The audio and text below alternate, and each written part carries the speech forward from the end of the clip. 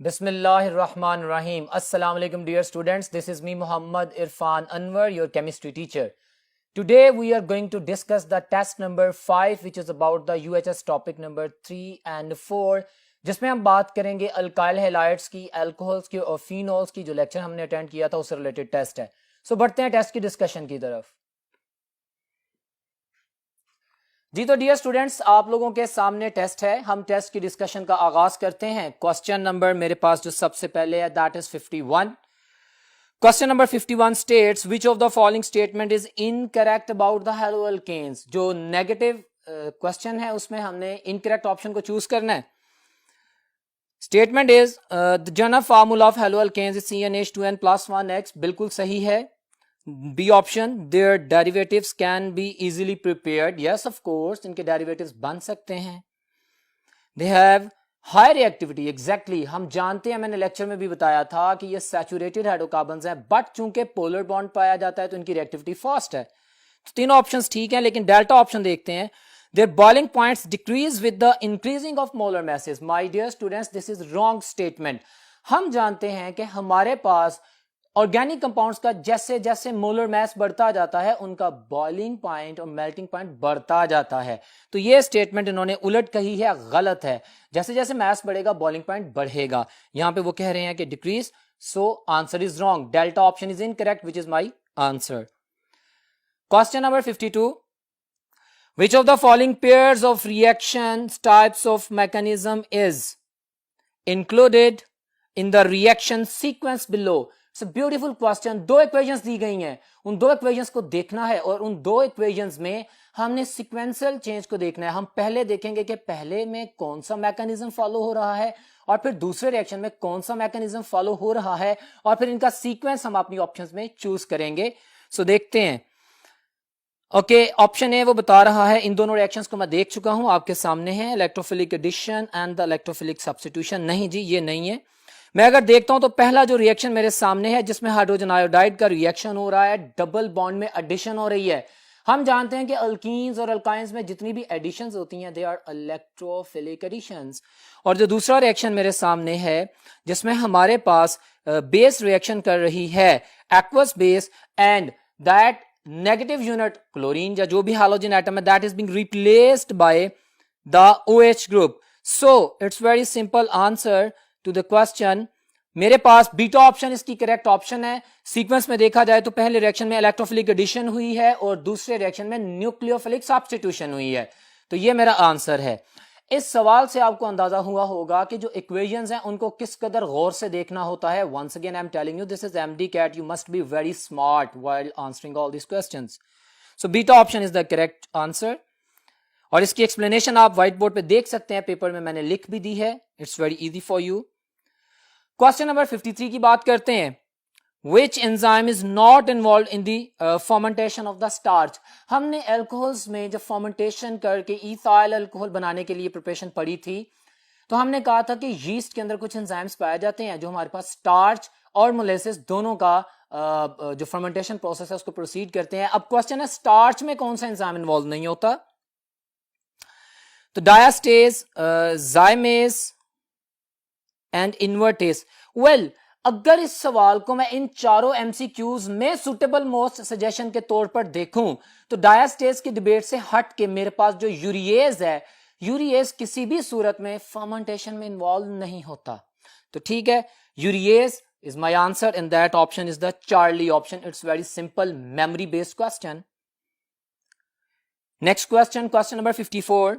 Which of the following statement is not matched correctly with respect the reaction of the methanol with the given reagents? हम देखते हैं कौन कौन सी equations दी गई हैं। हमारे ज़हन में तमाम रिएक्शंस आ जाने चाहिए। अब ऑप्शंस को देखते हैं। उसने कहा कि जो मैच नहीं करती, अल्फा ऑप्शन बिल्कुल जी, हमारे पास ये ऑक्सीजन हाइड्रोजन बॉन्ड टूटता है, हाइड्रोजन गैस रिलीज होती है मेटल्स के साथ, रिएक्शन बिल्कुल ठीक लगा है। बीटा ऑप्शन में PCl5 के साथ रिएक्शन है और बाय प्रोडक्ट्स में जो हमारे पास PCl3 बनाया गया, ये गलत है। आपको अब रिएक्शन की पूरी इक्वेशन पता होनी चाहिए, ना सिर्फ अपने डिजायर्ड प्रोडक्ट बल्कि उसके साथ बनने वाले बाय प्रोडक्ट्स का भी पता होना चाहिए। आप जानते हैं कि beta option is the correct option जो चूज करना है एज एन आंसर, क्योंकि उसने कहा था कि मिसमैच चीज को देखना है।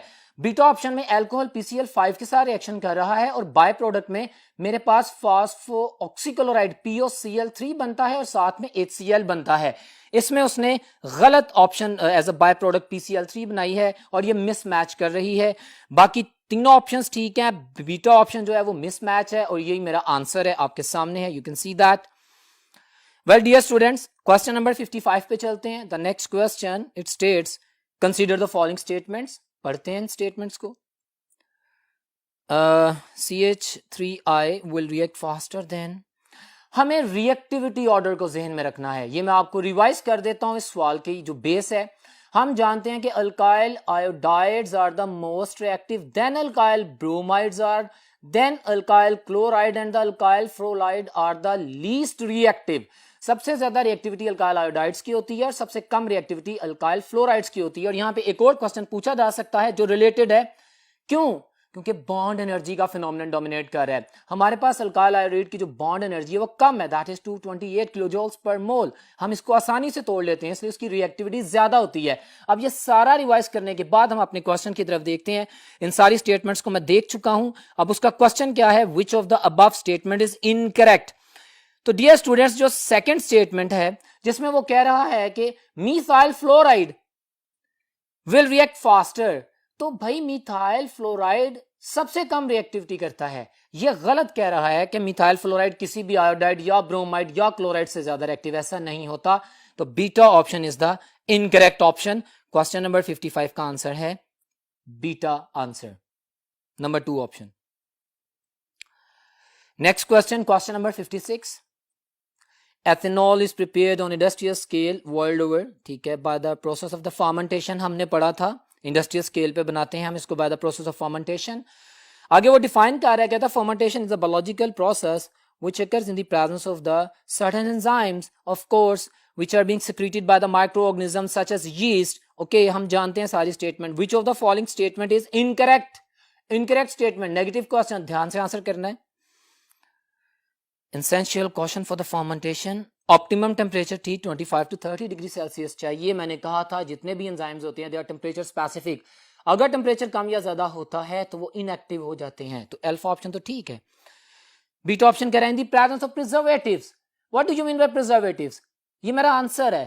प्रिजर्वेटिव्स का मतलब है कि चीज खराब ना हो, प्रिजर्व कर ली जाए। वो कैसे खराब ना होगी? क्योंकि उसकी सारी लाइफ एक्टिविटी को रोक दिया जाएगा। मतलब एक ऐसा मटेरियल ऐड करेंगे जो एंजाइम्स को किल कर देगा, हमारे पास फर्मेंटेशन रुक जाएगी। So beta is my answer. ये फर्मेंटेशन को रोक देगा, ये फर्मेंटेशन को नहीं होने देगा अगर प्रिजर्वेटिव ऐड हो गया। So it's very simple answer. Concept भी मैंने एक्सप्लेन कर दिया। क्वेश्चन नंबर 56 का answer was beta. Question number 57 की बात करते हैं। Which of the following statement about the alcohol is correct?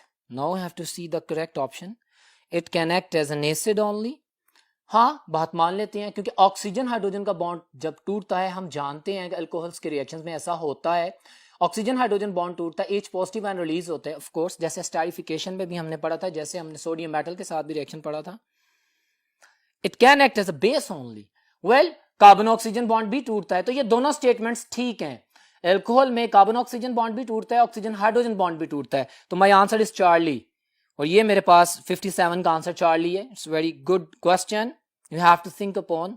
सारी स्टेटमेंट्स पढ़नी होती हैं आंसर देने से पहले, ताकि आप प्रॉपर आंसर कर सकें। नेक्स्ट क्वेश्चन है जी, क्वेश्चन नंबर 58। मैं इसकी स्टेटमेंट पढ़ रहा हूं। Primary alcohols can be oxidized to aldehydes using either acidified potassium dichromate or acidified potassium permanganate. Okay, the strong oxidizing agents, उनकी बात की है, हम दोनों को यूज करते हैं, ऑक्सीडाइज करते हैं। Both these oxidizing agents change color as they are reduced. Okay, when I'm saying that I'm going to react a compound with an oxidizing agent, then oxidizing agent is going to oxidize that compound. जो दूसरे को oxidise करता है खुद reduce होता है। ठीक है, तो ये स्टेटमेंट यहां से भी क्लियर होती है। क्वेश्चन क्या है, what is the colour of each oxidizing agent before and after? It's very simple, memory base अभी आपको एक्सप्लेन कर देते हैं। हमारे पास उसने कहा अल्फा ऑप्शन के ग्रीन कलर होता है पोटाशियम डाइक्रोमेट का, बाद में ऑरेंज हो जाता है। गलत कह रहा है, पोटाशियम डाइक्रोमेट का कलर ऑरेंज होता है, और वो जब रिड्यूस होता है then it converts into the green colour. तो इसके आगे चलते हैं। तो पर्पल इंटू कलरलेस, ये बात ठीक है, लेकिन अल्फा ऑप्शन गलत है। Beta option orange to green, लेकिन वो कलरलेस पोटाशियम पर मैग्नेट में गलती कर गया है, तो अल्फा बीटा दोनों ऑप्शन गलत होगी। हमने वो स्टेटमेंट चूज करनी है जिसमें सारी ऑप्शंस करेक्ट हों। Charlie option is my answer. Potassium dichromate का कलर ऑरेंज है। जब वो एज एन ऑक्सीडाइजिंग एजेंट काम करता है, वो दूसरे को ऑक्सीडाइज कर देता है, एल्डिहाइड बना देता है, और खुद रिड्यूस होके वो ग्रीन कलर के क्रोमेट में कन्वर्ट हो जाता है। और फिर हमारे पास जो पर्पल कलर है पोटेशियम परमैंगनेट का, of course when oxidizing agent के तौर पे काम करता है, अपने आप को रिड्यूस करता है, तो कलरलेस हो जाता है। So Charlie option is the suitable most answer, और यही मेरा आंसर है। नेक्स्ट क्वेश्चन की तरफ चलते हैं हम लोग। Question number 59। Consider the following statement for the classification of alcohols. Okay. Primary alcohol has OH group at the end of the carbon chain. ठीक कह रहे हैं। A secondary alcohol has the hydroxyl group in the body of the carbon atom. Okay, that carbon which is in the center, और वो दो carbon atom से जुड़ा हुआ है, बिल्कुल ठीक है, secondary alcohol है। A tertiary alcohol has the hydroxyl group at the branch in the carbon chain. ठीक कह रहे हैं।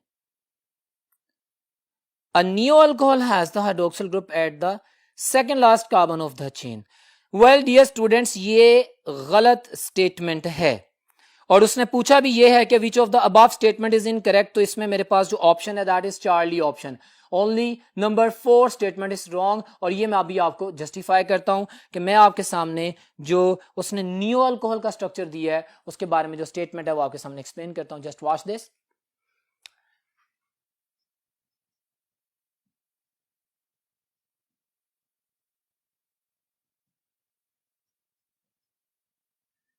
दिस इज नियोपेंटाइल अल्कोहल, और इसमें आप अगर देख रहे हैं तो जो अल्फा कार्बन है वो CH2 ग्रुप का है, ये लास्ट कार्बन है इस यूनिट का, सेकेंड लास्ट कार्बन नहीं है। तो इसमें अगर आप देखते हैं तो जो स्टेटमेंट बोली गई है वो आपके सामने मैंने स्ट्रक्चर बना के प्रेजेंट की है ताकि उसको जस्टिफाई किया जा सके। उसमें वो कह रहा था कि हमारे पास A neo alcohol has the hydroxyl group at the second last carbon। आप देख सकते हैं सेकेंड लास्ट नहीं, लास्ट कार्बन पे है। सेकेंड लास्ट कार्बन के पास तो ऑप्शन ही नहीं है कोई बॉन्ड बनाने की, वो तो क्वाटर्नरी कार्बन है, उसके पास तो बॉन्ड सारे फिल्ड हैं। So that statement is wrong. My answer is the Charlie. आपके सामने स्ट्रक्चर ड्रॉ किए हैं, and on the board my dear students आप देख सकते हैं कि जो पेपर चल रहा है उसमें आप लोगों के सामने सारे स्ट्रक्चर भी बना के एक्सप्लेन किए गए हैं, आप देख सकते हैं। Question number 60। Which one of the following statement is incorrect for SN1 and SN2? याद कीजिएगा जो मैंने लेक्चर में SN1 और SN2 रिएक्शन मैकेनिज्म के पॉइंट्स लिखवाए थे, जिसमें मैंने कहा था कि ये तमाम डाटा कंपेयर करके आप लोगों के लिए प्रेजेंट किया गया है ताकि आप तमाम रिलेटेड MCQs को आंसर कर सकें। उन तमाम पॉइंट्स को ध्यान में रखते हैं और हम आंसर करेंगे। विच कहता है कि statement is incorrect for SN1 and SN2। Option A कह रहा है कि अ 2 स्टेप मैकेनिज्म SN1 बिल्कुल ठीक है और वो 1 स्टेप है, ऑप्शन अल्फा ठीक है। Beta option unimolecular reaction, SN2 biomolecular, correct option. Charlie rate of the reaction depends upon the concentration of the substrate molecule, यानी अल्काइल हैलाइड ओनली SN1 में बिल्कुल, और SN2 में वो न्यूक्लियोफाइल के ऊपर भी डिपेंड करता है, तो चार्ली ऑप्शन भी ठीक है। डेल्टा ऑप्शन कहता है कि reaction occurs with strong nucleophile. Well my dear students, मैंने आपको एक्सप्लेन किया था कि SN1 यूनिमोलेकुलर सब्स्टिट्यूशन रिएक्शन वो मैकेनिज्म है जिसमें 2 स्टेप्स में रिएक्शन होता है। पहले स्टेप में टर्शरी कार्बोकेटाइन बन चुका होता है। जब कार्बोकेटाइन बन चुका होता है तो फिर न्यूक्लियोफाइल की स्ट्रेंथ मैटर नहीं करती, ठीक है। न्यूक्लियोफाइल की स्ट्रेंथ SN2 में मैटर करती है when it has to develop a competition between the living group and the attacking nucleophile, लेकिन यहां पे ऑलरेडी कार्बोकेटाइन मौजूद है।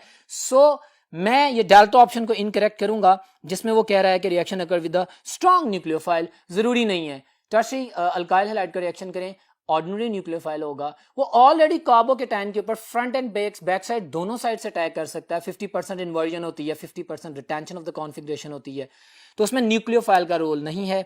वैसे भी जब हमने इसके कैनेटिक्स को पढ़ा था तो मैंने कहा था SN1 is first order kinetics, it is not going to depend upon the concentration and the nature of the nucleophile. मैंने सारा रिवाइज किया है। This was an important question. Delta answer है हमारा, जो कि इनकरेक्ट ऑप्शन थी। क्वेश्चन नंबर 61 है, when 1 bromopropane is treated in the succession with the 2 reagents. Okay, succession mean आगे पीछे ऊपर तले, X and Y, okay, in it produces propanoic acid, what are the reagents X and Y. उसने हमें options दे दिए हैं। अगर मेरे पास 1 ब्रोमोप्रोपेन है और मैं उससे प्रोपेनोइक एसिड बनाना चाहता हूं, मेरे पास अल्फा आंसर है my dear students, aqueous NaOH या KOH, एक्वस बेस की प्रेजेंस में न्यूक्लियोफिलिक सब्स्टिट्यूशन रिएक्शन होगा, पहले अल्कोहल बन जाएगी और फिर जब मैं उसको ऑक्सीडाइज करूंगा तो मेरे पास एसिड बन जाएगा। मैं आपके सामने इक्वेशन लिख रहा हूं। फॉर एग्जांपल,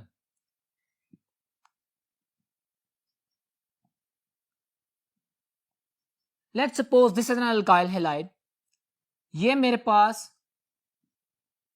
एक्वस NaOH, ये इंपॉर्टेंट पॉइंट मैंने लेक्चर में भी बताया था कि एक्वस NaOH की मौजूदगी में ही रिप्लेस होगा, न्यूक्लियोफिलिक सब्स्टिट्यूशन होगी। मेरे पास पहले स्टेप में X ये आ जाता है तो ये अल्कोहल बन जाता है, न्यूक्लियोफिलिक सब्स्टिट्यूशन रिएक्शन होता है।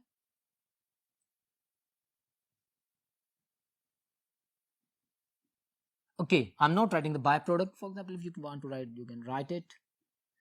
Then इसको जब मैं किसी भी स्ट्रॉन्ग ऑक्सीडाइजिंग एजेंट, जैसा कि उन्होंने कहा K2Cr2O7, इसके साथ एसिडिफाइड रिएक्शन करवाता हूं तो ये मेरे पास ऑक्सीडेशन होगी, पहले प्राइमरी अल्कोहल कन्वर्ट होगी एल्डिहाइड में and then finally it will convert into the carboxylic acid. So मैं अपनी फाइनल प्रोडक्ट लिखता हूं आपके सामने,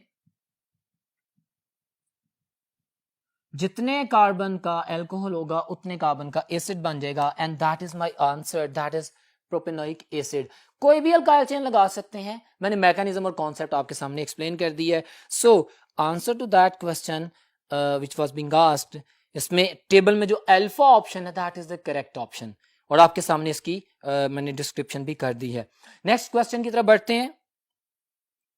question number 62, which of the following tests help us to distinguish between primary, secondary and tertiary alcohols? We are very much familiar. The popular reaction, Lucas test, zinc plus ACl या zinc chloride plus ACl Lucas reagent है हमारे पास। अगर किसी भी alcohol के साथ immediately alkyl halide की oily layer बन जाए तो वो टर्शरी अल्काइल हैलाइड है, अगर 5 से 10 मिनट बाद बने तो वो सेकेंडरी है, और अगर ऑन हीटिंग बने that is primary alcohol. So by using the Lucas reagent we can distinguish between primary, secondary and tertiary alcohols. Alpha option is my answer, Lucas test. Very simple. Question number 63 की बात करते हैं। When ethanol is treated with the excess concentrated H2SO4 at 180 degrees Celsius, the product obtained is, my dear students, मैंने आपको एक reaction बताया था जिसको एक्सप्लेन करता हूँ व्हाइट बोर्ड पे, मेरे साथ चलें नेक्स्ट बोर्ड पे। जी तो डियर स्टूडेंट्स, अगर मेरे पास, मैंने आपको बताया था कि अल्कोहल रिएक्शन करे कॉन्सेंट्रेटेड H2SO4 से एट 180 डिग्री सेल्सियस तो डिहाइड्रेशन ही होगी, लेकिन ये ड्रास्टिक कंडीशंस हैं, एक ही मॉलिक्यूल में से वाटर मॉलिक्यूल रिलीज होगा, अल्फा कार्बन से OH और बीटा कार्बन से हाइड्रोजन बीटा एलिमिनेशन होगी, मेरे पास इथीन बनेगी और साथ में वाटर मॉलिक्यूल।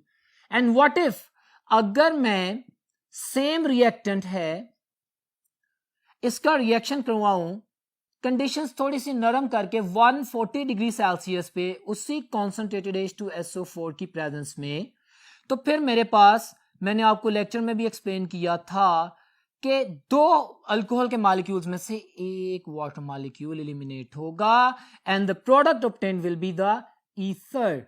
तो मेरे पास डाईईथाइल ईथर बनेगा और ऑफ कोर्स डिहाइड्रेशन हो रही है क्योंकि sulphuric acid is a dehydrating agent, तो डिहाइड्रेशन तो होगी लेकिन ईथर बनेगा। यहां पे उसने इस क्वेश्चन में मुझे कहा 180 डिग्री सेल्सियस पे क्या रिएक्शन होगा। सो 180 डिग्री सेल्सियस पे जो रिएक्शन है, I am going to explain that.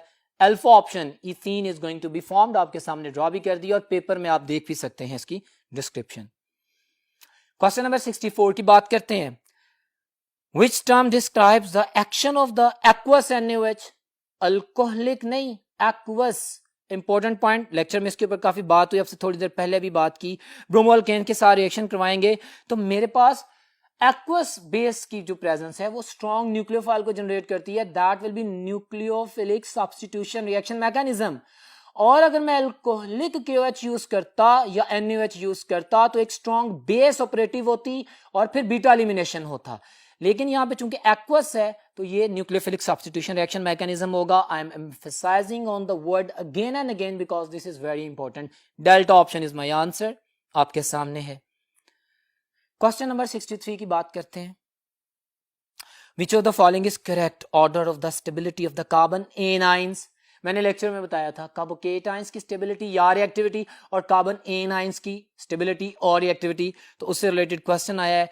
My dear students, हम जानते हैं कि अगर नेगेटिव आयंस की स्टेबिलिटी या रिएक्टिविटी को देखा जाए तो प्राइमरी सबसे ज्यादा स्टेबल है, then secondary, then tertiary. Clear है? और प्राइमरी में भी वो सबसे ज्यादा स्टेबल है जिसकी चेन छोटी होगी. सो मेरे पास alpha option is the suitable most answer. उसने दो प्राइमरी एनाइंस दिए हैं और उसमें से जो द स्मॉलेस्ट कार्बन चेन है that is the stable most, alpha option. और फिर आगे सेकेंडरी और टर्शरी का सिनेरियो है. मेरे लेक्चर में जो पॉइंट्स थे आप देख सकते हैं कि कितने ज्यादा वैल्यूएबल हैं एंट्रेंस टेस्ट के एमसीक्यूज के हवाले से. और यहां पे मैं बार बार आप लोगों के लिए एक्सप्लेन कर रहा हूं so that you can understand these are the important questions. Alpha. Question number next, that is 66. In the presence of strong base and polar solvent, secondary alkyl halides undergo through dash reactions. The beautiful question. अब आप वही comparison imagine करें जो मैंने आपको बताया था अपने लेक्चर में. मैं रिवाइज करता हूं. मैंने कहा था कि हमारे पास जो यूनिमोलेकुलर रिएक्शंस होते हैं, चाहे वो सब्स्टिट्यूशन SN1 हो, चाहे वो एलिमिनेशन हो स्टूडेंट्स, वो जो रिएक्शंस होते हैं वो पोलर मीडिया की प्रेजेंस में होते हैं क्योंकि स्टेबिलिटी ऑफ द कार्बोकेटाइन का ताल्लुक है. हमने फिर ये भी जाना था कि हमारे पास जो टर्शरी यूनिट्स हैं अल्काइल हैलाइड्स के वो E1 और SN1 रिएक्शन मैकेनिज्म फॉलो करते हैं. जो प्राइमरी है वो E2 और SN2 फॉलो करते हैं. यहां पे क्वेश्चन आया है सेकेंडरी का. हमने कहा था कि सेकेंडरी जिनके साथ बल्की ग्रुप अटैच हैं they pass through the SN1 और E1, और जिनके साथ स्मॉल ग्रुप अटैच हैं they pass through the SN2 and E2. I am revising all the data. अब मैं क्वेश्चन की बात कर रहा हूं. उसने क्वेश्चन किया कि हमारे पास in the presence of strong base, और स्ट्रॉन्ग बेस की प्रेजेंस में कौन सा रिएक्शन होता है? Elimination reactions. ठीक है, तो स्ट्रॉन्ग बेस की प्रेजेंस में एलिमिनेशन आ गया. और कौन सी एलिमिनेशन? चूंकि सर आपने स्टेटमेंट में पढ़ा है कि पोलर सॉल्वेंट्स हैं तो एलिमिनेशन यूनिमोलेकुलर होगी सेकेंडरी की. तो my option will be E1, beta option. ठीक है. Now question number 67. Which one of the following type of the reaction is shown by alcohols? देख लेते हैं. Reaction in which carbon oxygen bond break होता है, oxygen hydrogen दोनों bonds break होते हैं. Charlie option is my answer. We are very much familiar about this कि हमारे पास ये जो रिएक्शन अल्कोहल करते हैं वो दोनों तरह के करते हैं. Charlie option. It's very simple statement. Question number 68 की बात करते हैं. टेफ्लॉन, जो हमने अल्काइल हैलाइड की जो यूजेज पढ़ी थी, उसने फार्मूला भी लिख दिया हमारे पास. Poly tetrafluoro ethylene is a valuable plastic. Which of the following is not the use of Teflon? देखते हैं. It is use for making corrosion proof. ठीक है, मशीनरी के पार्ट्स जो कि जंग आलूद ना हो उसको प्लास्टिक से बनाते हैं, क्योंकि ये मजबूत, स्टेबल, बड़ी आउटस्टैंडिंग क्वालिटी की प्लास्टिक है तो इसलिए यूज होती है. सही कह रहा है. It is use for the coating electrical wiring. Exactly इसका यूज है. It can never be used as refrigerant. Refrigerant कौन से यूज होते हैं? Freons, chlorofluorocarbons. तो Charlie option is incorrect. This is not the use of the Teflon. 68 का answer Charlie है. बाकी स्टेटमेंट ठीक है. क्वेश्चन नंबर 69 की बात करते हैं. When ethanol is warmed with the ethanoic acid, alcohol acid से रिएक्शन कर रही है. ओके, एस्टर बनेगा in the presence of concentrated sulphuric acid या कोई भी एसिड. Ethyl ethanoate ester is form. ठीक है. H2SO4 act as a catalyst in this reaction. उसने रिएक्शन बता दी है. क्वेश्चन क्या है? During this reaction, the very beautiful question. और जब आपको मैंने स्टेरिफिकेशन पढ़ाई थी तो मैंने इस वर्ड पे फोकस किया था. मैं दोबारा रिपीट कर रहा हूं. माय डियर स्टूडेंट्स, स्टेरिफिकेशन वो रिएक्शन है जो कि न्यूक्लियोफिलिक सब्स्टिट्यूशन रिएक्शन मैकेनिज्म है. ये वो रिएक्शन है कि जिसमें एसिड का OH ग्रुप निकलता है, एसिड का कार्बन ऑक्सीजन बॉन्ड टूटता है, एसिड से OH negative is being replaced by another strong nucleophile. ठीक है, तो वही क्वेश्चन पूछ रहे हैं. उसने कहा कि during this reaction oxygen hydrogen bond in ethanol is broken. Of course जब एसिड का कार्बन ऑक्सीजन बॉन्ड टूट रहा है, एसिड OH डिलीवर कर रहा है, तो जो कंपैटिबल पार्टनर अल्कोहल है उसका ऑक्सीजन हाइड्रोजन बॉन्ड टूटेगा। Charlie option is my answer. Very simple answer and very important concept involved here. और जो मैंने अभी लाइंस बोली हैं ये सारे अलहदा MCQs हैं जिनको आप याद रखेंगे, नोट डाउन कर सकते हैं। Question number 70, consider the following structure formula. Okay, the nomenclature again, we must be very much vigilant about the nomenclature, जिसके बारे में हमने काफी पढ़ा था। Numbering will start from the halogen atom, तो इसका नाम जो बनेगा, इसका solution वैसे मैंने आपके सामने दे दिया है, its name will be 2-chloro-4-methyl hexane. Exactly. Option Charlie is my answer. It's very simple, nomenclature से associated, आप लोग इसे कर लेंगे, Charlie option। और इसका सोल्यूशन भी आप लोगों के सामने है। नंबरिंग का ध्यान रखना है कि आपने कहां से करनी है, जहां से हाइड्रोजन एटम करीब पड़ता है।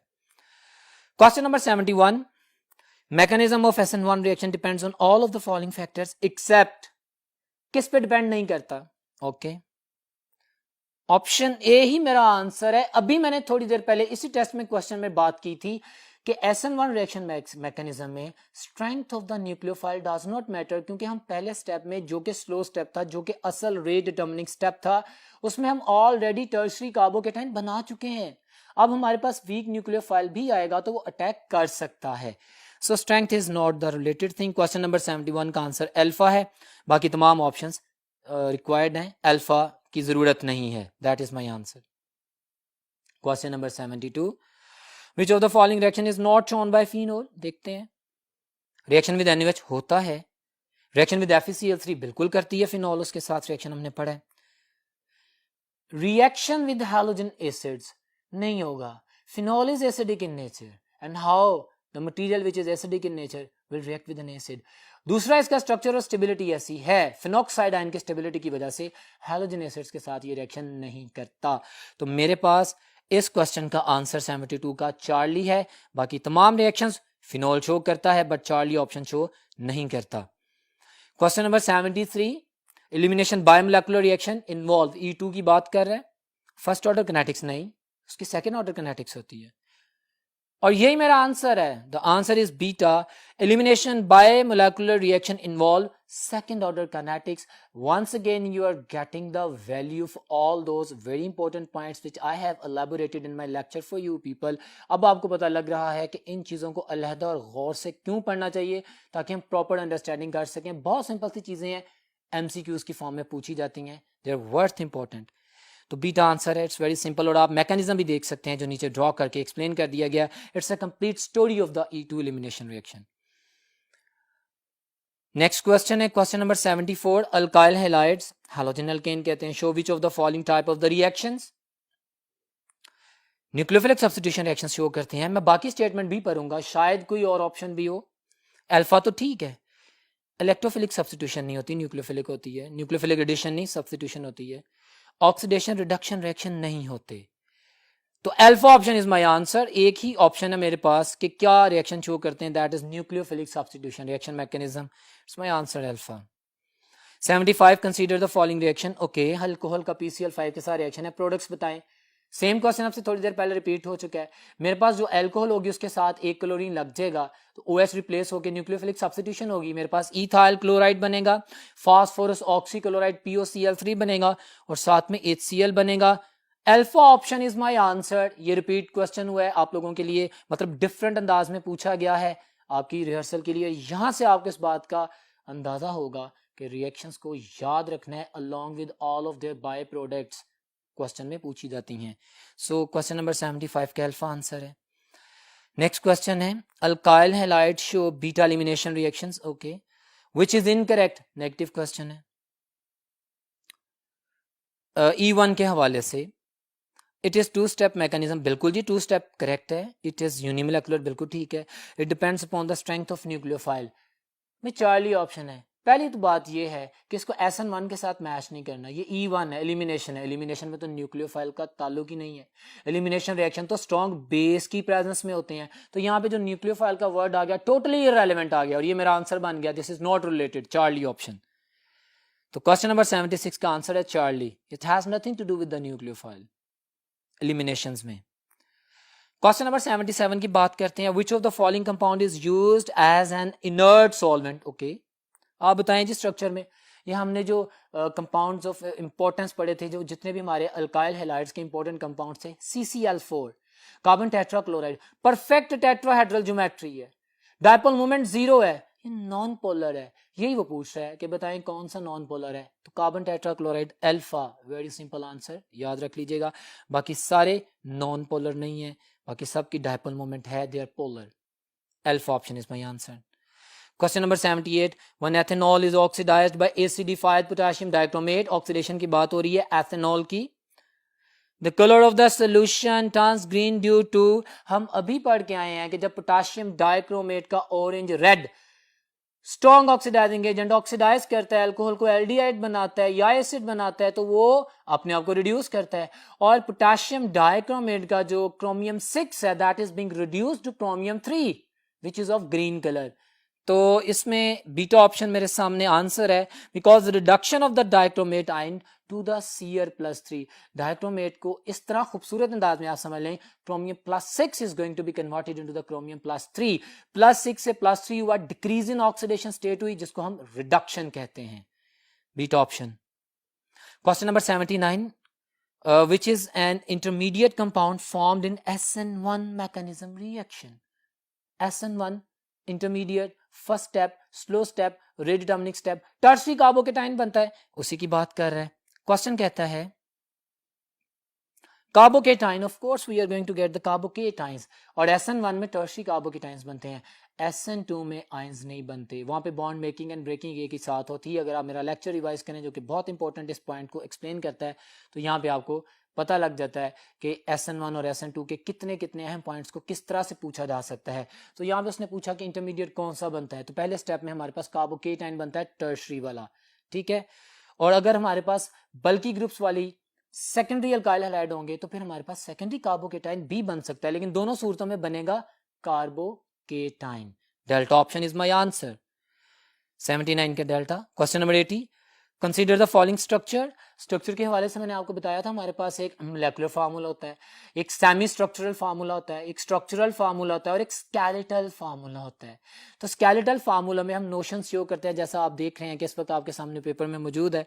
अब इसका नाम बताएं. We have to select the longest carbon chain. बड़े ध्यान से, बड़े एहतियात से, मैं तमाम को डायरेक्ट कनेक्शन में जब कनेक्ट करता हूं, सोल्यूशन भी मैंने आपके सामने दे दी है, तो मेरे पास ये 5 कार्बन की चेन बनती है, जिसमें सेकंड पोजीशन पे ब्रोमीन है एंड 3 और 4 पोजीशन पे मीथाइल एज अ सब्स्टिट्यूएंट है. सो इसको नाम करते हैं बेटा, इसका नाम होगा 2 bromo 3 4 dimethyl pentane. Option alpha is my answer. Very simple. So nomenclature कितना इंपॉर्टेंट है और इजी है, आप जानते हैं. सोल्यूशन भी आप देख सकते हैं, मैंने पेपर पे आपके लिए प्रेजेंट किया है. Next question, question number 81, how will you distinguish between methanol and ethanol. The popular reaction iodoform test. Haloform test मैंने लेक्चर में बताया था. क्लोरोफॉर्म भी बनता है, ब्रोमोफॉर्म भी बनता है, आइडोफॉर्म भी बनता है. हम आइडोफॉर्म को एज अ टेस्ट क्यों कंसीडर करते हैं? क्योंकि आइडोफॉर्म के ब्राइट येलो प्रेसिपिटेट विजिबल होते हैं, हम फौरन आइडेंटिफाई कर लेते हैं कि रिएक्शन हो गया है. जो क्लोरोफॉर्म और ब्रोमोफॉर्म है, they are liquid state materials, और वो लाइटर और डार्क है, उनको डिस्टिंग्विश करना मुश्किल होता है, रिएक्शन होता है. एक बात तो आइडोफॉर्म टेस्ट हम करते हैं. हम जानते हैं कि मैथेनॉल में, प्राइमरी अल्कोहल में, मैथेनॉल एथेनॉल या कोई भी बात करें, प्राइमरी अल्कोहल में सिर्फ एथेनॉल है जो कि मिथाइल कीटोनिक ग्रुप बना सकती है पहले स्टेप में ऑक्सीडेशन करके, यानी एसिटल्डिहाइड में कन्वर्ट होती है. और हर वो कंपाउंड जो कि मिथाइल कीटोनिक ग्रुप बनाता है, दैट शो द आइडोफॉर्म और हेलोफॉर्म टेस्ट. तो इसमें मेरे पास मैंने सारी केमिस्ट्री रिवाइज की है ताकि इससे रिलेटेड एमसीक्यूज भी आप आंसर कर सकें. बहरहाल ये तो सिंपल उसने नाम पूछा था, delta option is my answer. अब हम बात करते हैं नेक्स्ट क्वेश्चन की, क्वेश्चन नंबर 82 की. आपके सामने पेपर मौजूद है. Question number 82, alkyl halides are considered to be very reactive compounds towards nucleophiles because they have an electrophilic carbon. हाँ ठीक है, लेकिन बात पूरी होनी चाहिए. इलेक्ट्रोफिलिक कार्बन है, लेकिन इसके साथ एक लिविंग ग्रुप भी होना चाहिए ना. अच्छा, अगर पहला वाला बॉन्ड ही नहीं टूटेगा तो कैसे दूसरा आके अटैच होगा? तो beta option is my answer. They have an electrophilic carbon and a good leaving group also, and a good leaving group also. Beta option is my answer. They have an electrophilic carbon and a good leaving group. तो ये आपके पास 82 का answer है। Question number 83 की बात करते हैं कि विच of the following is comparatively a better leaving group. तो माय डियर स्टूडेंट्स, इसकी केमिस्ट्री को मैंने एक्सप्लेन किया था अपने लेक्चर में, वो टेबल भी अभी देख सकते हैं सोल्यूशन में, मैंने दोबारा आप लोगों की हेल्प के लिए लिख दी है। मैंने कुछ प्रॉपर्टीज लिख दी हैं गुड लिविंग ग्रुप की, जैसा कि आप देख रहे हैं, they have less electron activity.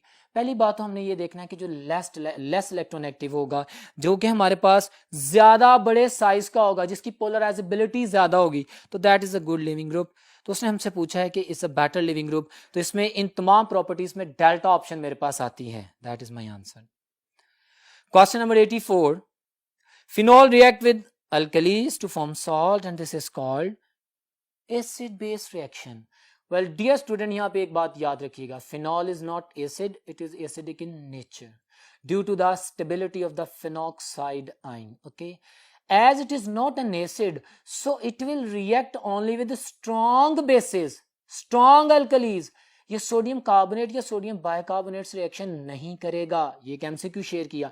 और अगर करेगा किसी स्ट्रॉन्ग बेस के साथ फिनॉल रिएक्शन, तो definitely it will be a acid base kind of reaction, क्योंकि phenol is acidic in nature. तो मेरे पास जो आंसर है that is beta option. Now move towards the last question, that is question number 85।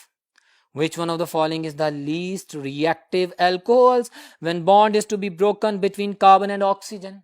My dear students, carbon और oxygen का जब bond टूटता है तो कार्बोकेटाइंस बनते हैं। मैंने अपने लेक्चर में बताया था कि कार्बोकेटाइंस में जो सबसे ज्यादा रिएक्टिव होता है वो टर्शरी होता है, और जो सबसे कम रिएक्टिव होता है वो प्राइमरी होता है। अब हम इसके सवाल का जवाब देते हैं। उसने हमसे ये पूछा है कि सबसे कम रिएक्टिव कौन सा है, तो मैं प्राइमरी अल्कोहल को चूज करूंगा।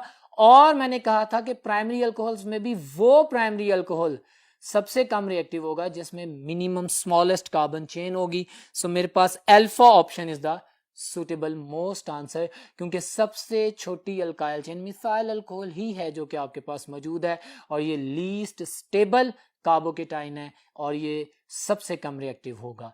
That was the discussion about the test. उम्मीद करता हूं कि आप लोगों की रिवीजन हुई होगी लेक्चर में और टेस्ट में, आपने अपने आप को इंप्रूव किया होगा। आप और मेहनत करेंगे and your test will be the best इंशाल्लाह। इंशाल्लाह नेक्स्ट लेक्चर में और टेस्ट में मुलाकात होती है, तब तक अल्लाह हाफिज।